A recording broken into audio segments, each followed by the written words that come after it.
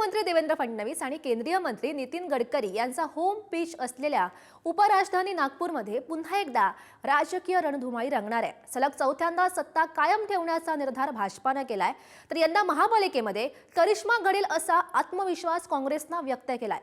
विकास प्रकल्पांच्या झगमगाटात दबलेले मूलभूत प्रश्न मतदारांचा कौल बदलणार का, हाच खरा सवाल आहे। आमचे प्रतिनिधी जितेंद्र शिंगाडे यांनी थेट नागपुरातून घेतलेला हा आढावा।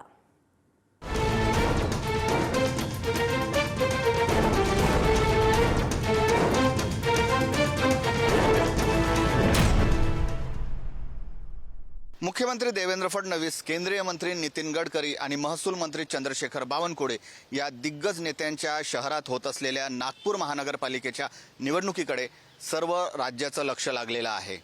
भाजपच्या या दिग्गज नेत्यांच्या झंझावाताला काँग्रेसला सामोरे जावं लागणार आहे। तर काँग्रेसकडून आमदार विकास ठाकरे, माजी मंत्री नितीन राऊत यांच्यासह विधानसभा निवडणूक लढलेल्या तरुण नेत्यांना भाजपचं हे आव्हान पेलावं लागणार आहे। कोणत्या उमेदवाराला आम्ही तिकीट द्यायची यासाठी निवड मंडळ स्थापन केलेलं आहे। निवड मंडळामध्ये सगळ्यांचे साक्षात्कार घेण्यात येतील। त्यांनी उमेदवारांनी काँग्रेस पक्षासाठी काय केलं, जनतेसाठी काय केलं, याआधी निवडणुका लढल्या आहेत काय, मग संघटनेमध्ये सक्रियता किती होती, जनतेसाठी किती आंदोलनामध्ये तो गेला, या सगळ्यांचा निकष काढून आम्ही उमेदवाराला उमेदवारी देऊ, जेणेकरून जो उमेदवार आहे हा निवडून आला अथवा नाही आला तरी 5 वर्ष ज्या लोकांनी मतं दिली आहे त्या लोकांसाठी झटणारा, त्यांच्या कामांसाठी धावणारा असा आमचा उमेदवार असला पाहिजे। सर्वात पहिले या महानगरपालिकेमध्ये महाविकास आघाडीचा विषय जो आहे, तर साधारणतः काँग्रेसचे शहर अध्यक्ष विकासजी ठाकरे, त्यानंतर आमचे संपर्क प्रमुख सतीशजी हरडे आणि राष्ट्रवादीचे दुनेश्वरजी पेठे, अशी आमची म्हणजे काँग्रेस, राष्ट्रवादी आणि आमची अशी एक बैठक झालेली आहे। आणि त्याच्यामध्ये काँग्रेसकडून पण सकारात्मक विषय आहे आणि आमच्याकडून पण सकारात्मक विषय आहे। कारण आघाडी जर झाली तर निश्चित रूपाने कुठे जास्त पर्सेंटेज फायदा होईल, कुठे कमी होईल, पण फायदा निश्चित रूपाने होईल, त्या दृष्टीने आमची मानसिकता आहे। आणि आता 1-2 दिवसानंतर परत आमची बैठक आहे। आम्ही पण आमच्या जागा व्हेरीफाय करून ठेवलेल्या आहेत। जवळपास साधारणतः 30 ते 35 सीट्स अशा आहेत की ज्याच्यावर आम्ही मागच्या वेळेस काही जागांवर सेकंड राहिलेलो आहेत। आणि आमचे 2007 मध्ये 9 नगरसेवक होते। म्हणजे जिथे आमची ताकद आहे, ज्याला तथ्य म्हणू आम्ही, असेच आम्ही 30 ते 35 जागा काढल्या आहेत। आणि 2 दिवसानंतर बैठक होऊन ते आघाडी होण्याचे निश्चित रूपाने आम्ही म्हणजे आमचे तशी प्रयत्न आहेत। ही महानगरपालिकेच्या निवडणुकीसंदर्भात शिवसेना पक्षाची पूर्ण तयारी झालेली आहे आणि या 151 जागा या ठिकाणी आहेत। त्या 151 ठिकाणी आम्ही सर्वांना म्हणजे उमेदवारीसाठी इच्छुक असलेल्यांचे अर्ज मागवले होते। जवळपास 250 अर्ज इच्छुकांचे आमच्याकडे आलेले आहे आणि त्याची स्क्रुटिनी आणि इंटरव्ह्यूसुद्धा आम्ही आज उद्या परवामध्ये आम्ही करतो आहे आणि त्यातून सर्व उमेदवार निवडू। परंतु भारतीय जनता पक्षाच्या वतीने आम्हाला फोन होता की आपण वाटाघाटीला बसलो पाहिजे आणि त्यानुसार आम्ही आज बसणार आहोत। त्यातून बघूया चांगला मार्ग निघेल आणि महायुती या राज्यामध्ये काम करते आहे, तर या महायुतीमध्ये जर निवडणुका झाल्या तर सर्वांनाच लाभ होईल आणि आम्ही या ठिकाणी महायुतीमध्ये लढलो तर नक्कीच 80% जागा नागपूर शहरातल्या महानगरपालिकेच्या आम्ही जिंकू। जुडपी जंगलामध्ये सुद्धा पट्टे वाटपाचं काम आम्ही सुरू केलेलं आहे।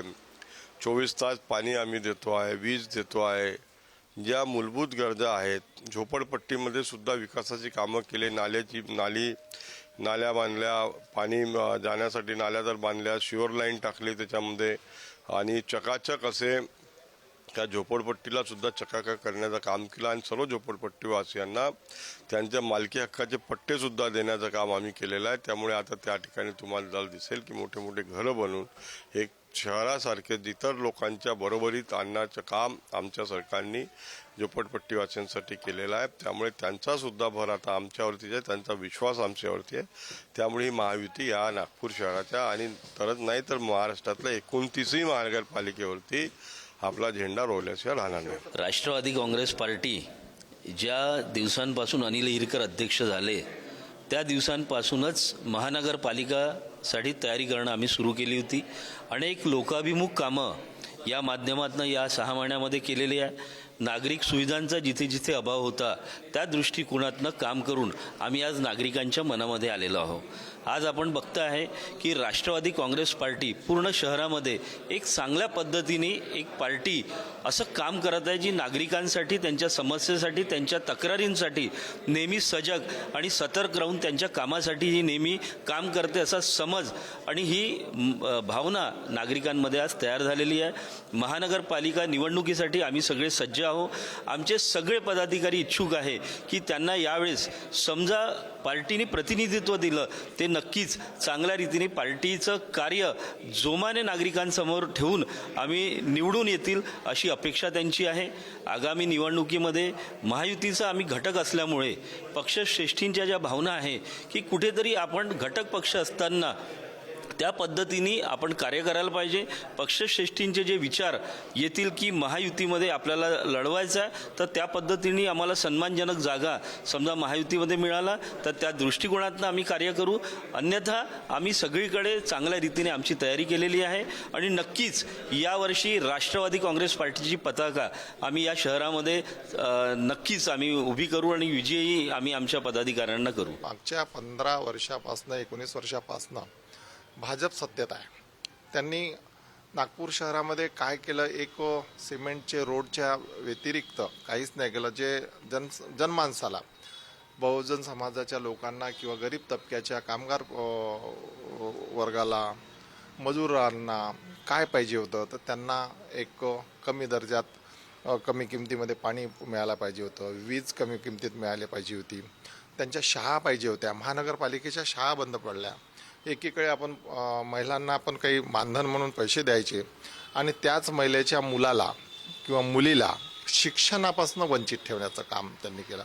तर आम्ही हाच एजेंडा लोकांच्यासाठी, राष्ट्रवादी काँग्रेस पक्ष आपण बघत असेल की महाराष्ट्रामध्ये अनेक वर्षापासून काम करत असताना लोकांची डिमांड्स काय आहे, लोकांच्या मागण्या काय आहे, मग तो शेतकरी असेल, सुशिक्षित बेरोजगार असेल, तर आपण त्याचंच एक लक्षात ठेवून राष्ट्रवादी काँग्रेस पक्षाने काम केलं. तर नुसत्या निवडणुका लढायच्या आणि सत्तेमध्ये यायचं हे राष्ट्रवादी काँग्रेस पक्षाचं ध्येय धोरण कधीच राहिलेलं नाही आहे. परंतु सत्ता पाहिजे, सत्तेशिवाय काम होत नाही. म्हणून महानगरपालिकेमध्ये आम्ही जोरदार तरीकेने आम्ही काम करून ताकदीने घेऊ. मनपा निवडणुकीचा बिगुल वाजलेला आहे आणि सर्वच पक्षाकडनं आता निवडणुकीची तयारी सुरू आहे. भाजपने एक पाऊल पुढे टाकत मुलाखती, इच्छुक उमेदवारांच्या मुलाखती घेण्यास देखील सुरुवात केलेली आहे. आपल्यासोबत आहेत भारतीय जनता पक्षाचे शहर अध्यक्ष दयाशंकर तिवारी. सर, काय सांगाल, कशा प्रकारचा रिस्पॉन्स पाहत आहे, किती अर्ज वितरित झालेले आहेत आणि आतापर्यंत किती मुलाखती झाल्या, रात्री उशिरापर्यंत झालेल्या आहेत?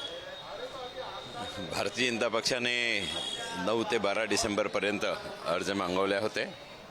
त्याच्यात जवळपास 3000 अर्ज भारतीय जनता पक्षाच्या कार्यालयात कार्यकर्त्यांचे जमा झाले. त्याच्यात फॉर्म घेऊन गेलेल्या लोकांची संख्या 3000 आहे फक्त, पण ज्यांनी जमा केले त्यांची संख्या 1489 आहे.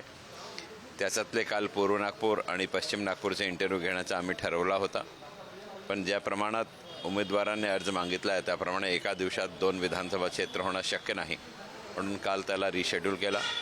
काल रात्री 1:10 आमची मुलाखत चालली, पण आज 1 दिवसात 1 विधानसभा क्षेत्र याप्रमाणे त्याला रिशेड्यूल केलेलं आहे. आज उत्तर नागपूरची आहे. या दृष्टीने 20 तारखेपर्यंत हे सर्व मुलाखत आम्ही घेणार आहोत. जी शेवटची निवडणूक झाली होती त्यानंतर शेवटचे महापौर म्हणून तुम्हीच पद भूषवलेलं होतं. आता काय वाटतंय, येत्या निवडणुकीमध्ये भाजपचा स्ट्राईक रेट म्हणा किंवा कशी गती राहणार? निवडून 100% भारतीय जनता पक्षाचे येणार आहे. महापौरसुद्धा भारतीय जनता पक्षाचा राहणार आहे.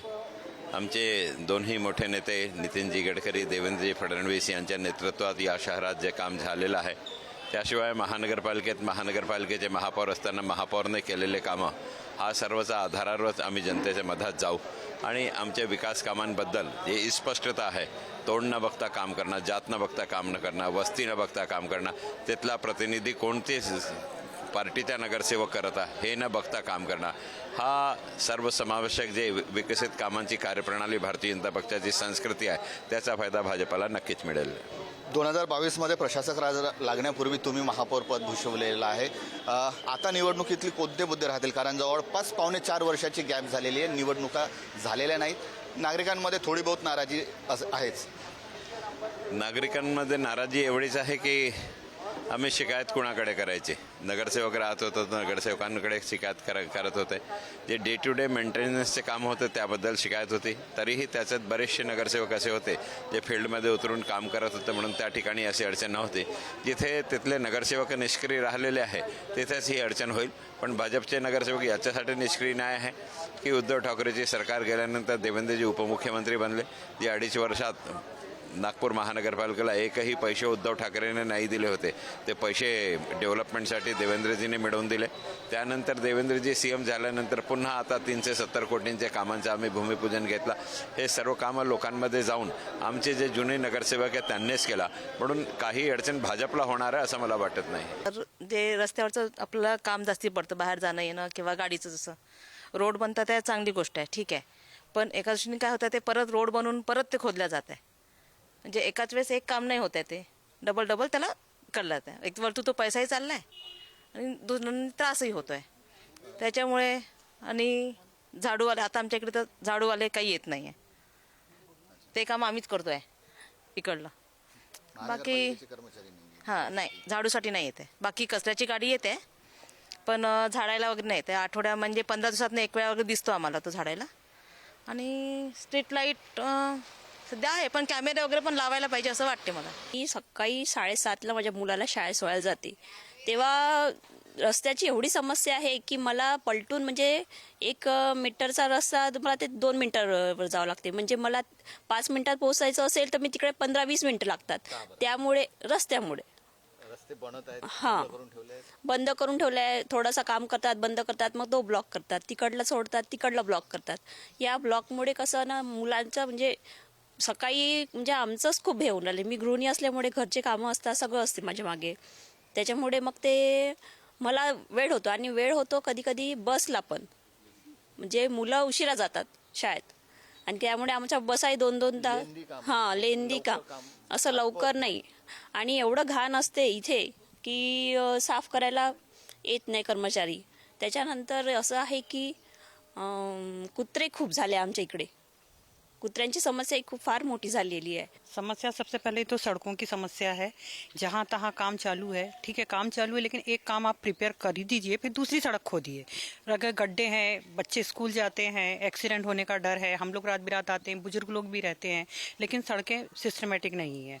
जहाँ तक की बात है कचरा गाड़ी वगैरह की, तो कचरा गाड़ी वगैरह आती है, लेकिन यही कि जो रास्ते में जो सड़कों पे करते रहते हैं वहाँ पे कभी लोग नगर पालिका की तरफ से कभी उठाया नहीं जाता है, हम लोग को कंप्लेंट करनी पड़ती है. कुत्तों की समस्या, जो जैसे इसने बताया कि कुत्ते की समस्या सही में ऐसी है कि रात में वो बच्चों के पीछे और इनके पीछे दौड़ते हैं करके. तो उसके लिए भी चाहिए कि उन लोगों को अपना एक्शन लेनी चाहिए करके, क्योंकि बुजुर्ग लोग रहते हैं, बच्चे लोग रहते हैं, उनकी सेफ्टी के लिए भी कुछ तो करना चाहिए करके. इसके अलावा विकास होना चाहिए, यानी हर नागरिकों को हम की समस्याओं को सुनना चाहिए. सीमेंट रोड बन गए, मकान नीचे हो गए, तो जो वहाँ पे पानी भर रहा है उसके तरफ वर्क डेवलपमेंट तो करते जा रहे, लेकिन उसके तरफ प्रशासन का कुछ भी ख्याल नहीं कि पानी भर रहा है उसका निकासी की व्यवस्था करो, कि भैया लोग मर रहे हैं तो मरने दो. ये हाल यहाँ पे नगर में. और रास्ते तो इतने जगह जगह खोद के रखे, यानी प्रॉपर काम नहीं है. सीमेंट रोड खोदते, बाद में दूसरा आता केबल लाइन बिछाना, उसकी खुदाई वही चालू है. प्रॉपर चैनल से काम होना चाहिए, नियोजन नहीं है कि भैया सीमेंट रोड का है तो उसके पहले क्या क्या आने चाहिए. वाटर लाइन होना चाहिए, केबल लाइन का पहले से प्रोविजन करना चाहिए, गटर लाइन का करना चाहिए. ये सीमेंट रोड करते पूरे नागपूर शहर का वैसे ही है, पूरा सत्यानाश करके रखे नागपूर शहर का. सध्या सिक्युरिटी पण हवीच आहे नागपूरला महिलांच्या दृष्टीने. रस्त्याचे कामं खूप सुरू आहे आणि चांगलं आहे ते, पण काय रस्ते समोर सिमेंटचे झाल्यामुळे आमचे जे मागे घरं आहे त्या घरांमध्ये खूप पाणी घुसतं आहे. म्हणजे त्याची समस्या जास्त वाढली आहे. आमचे घरं खाली जातात आहे आणि सिमेंटच्या रस्त्यांमुळे तो प्रॉब्लेम जास्त भेडसावतो आहे सगळ्यांनाच. मेनली पाण्याचा आहे. सध्या पाणी पण बऱ्याचदा खराब येतं आमच्याकडे. या कामांमुळे पाण्याच्या पाईपलाईनचा पण प्रॉब्लेम येतो आहे, त्यामुळे पाणीसुद्धा बऱ्याचदा खराब येतं.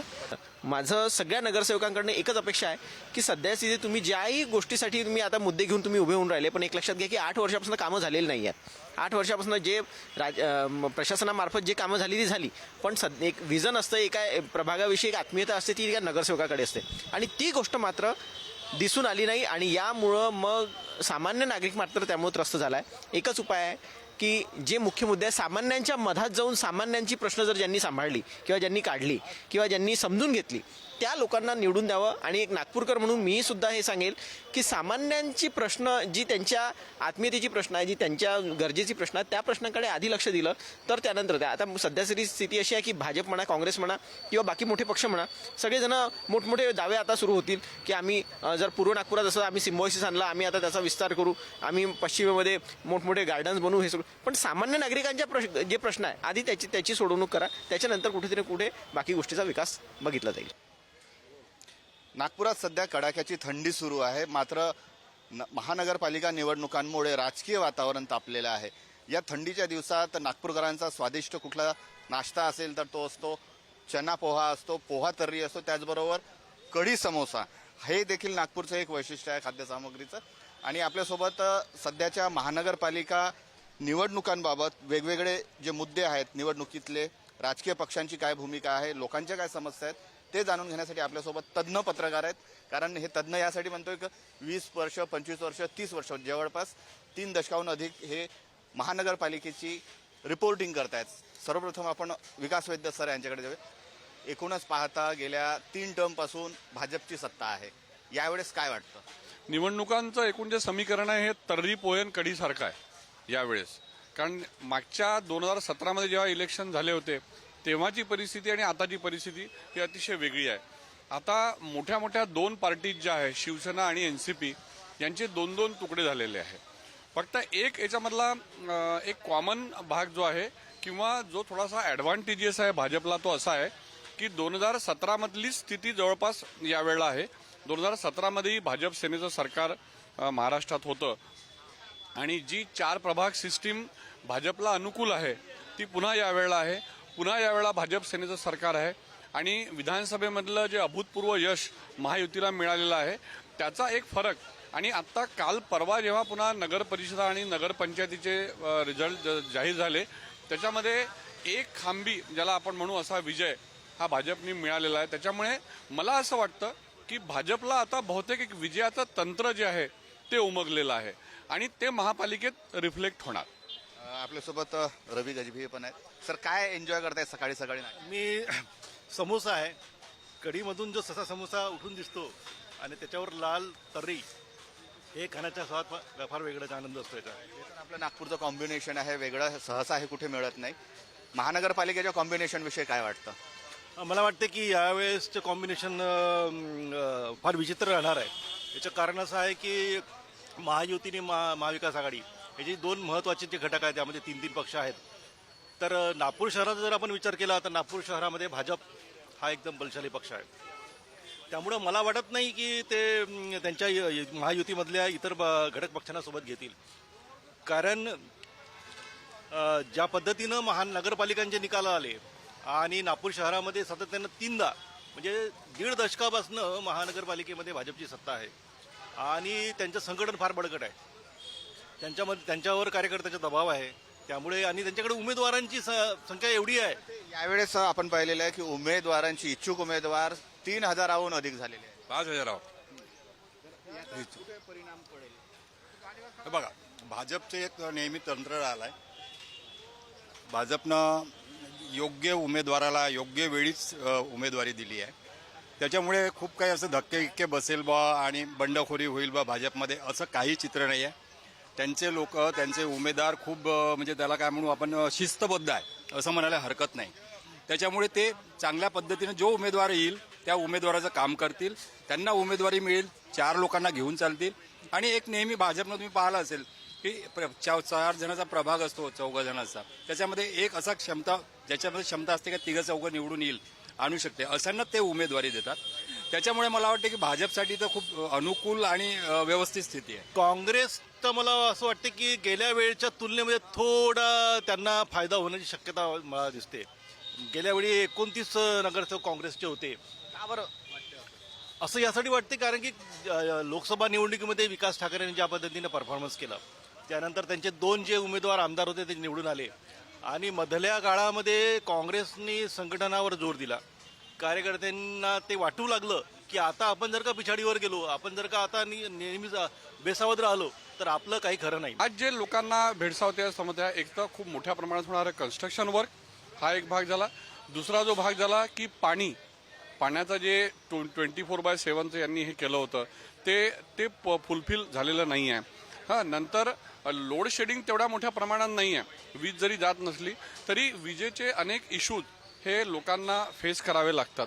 त्याच्यामुळे मला असं वाटतं, जसं आता यांनी पाईपलाईन टाकायला सुरुवात केली आहे, तर ते पाईपलाईन टाकताना जो होणारा त्रास आहे लोकांना त्या सगळ्या याच्यामध्ये, तर हे जे छोटे लोकल इश्यूज जे आहे, हे लोकल इश्यूज निश्चितपणे हे होणार आहे. महत्त्वाच्या त्या दैनंदिन गरजा आहे किंवा दैनंदिन जे प्रश्न आहेत ते नागरिकांचे सुटलेले नाही. आजही नागपूर शहरातल्या अनेक, म्हणजे आपण म्हणा की देवेंद्र फडणवीस यांच्या मतदारसंघाचा दक्षिण पश्चिम मतदारसंघ आहे, त्या मतदारसंघामध्ये पण आज पण गटार लाईनची प्रॉब्लेम आहेत ना, रस्त्यांचे अंतर्गत वस्त्यांचे प्रॉब्लेम आहेत ना, स्वच्छतेचे प्रॉब्लेम आहेत ना.